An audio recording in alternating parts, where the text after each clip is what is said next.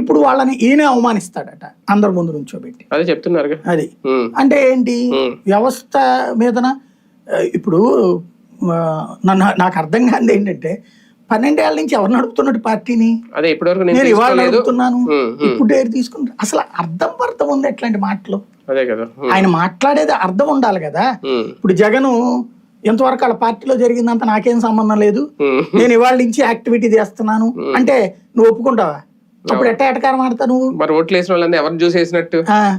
అసలు ఏమన్నా అర్థం ఉందా?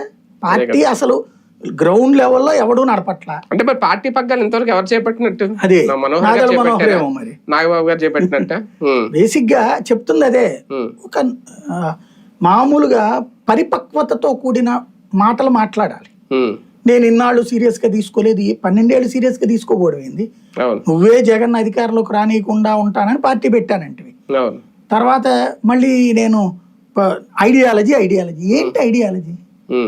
అసలు ఇప్పుడు తెలుగుదేశం ఐడియాలజీ పేదల కోసం, వైసీపీ ఐడియాలజీ పేదల కోసం. ఆ ఐడియాలజీలు కాదు, రాజకీయ ఎజెండాలు. ఐడియాలజీ అనేది డిఫరెంట్. కమ్యూనిస్టులకు ఒక ఐడియాలజీ మతము కులము లేని రాజ్యం కావాలి అన్నటువంటిది. హిందుత్వ ఆధారంగా దేశం నడవాలి, హిందుత్వ అనేదే సర్వమత సమానత్వంతో కూడిన వ్యవస్థ అనేటటువంటి ఐడియాలజీ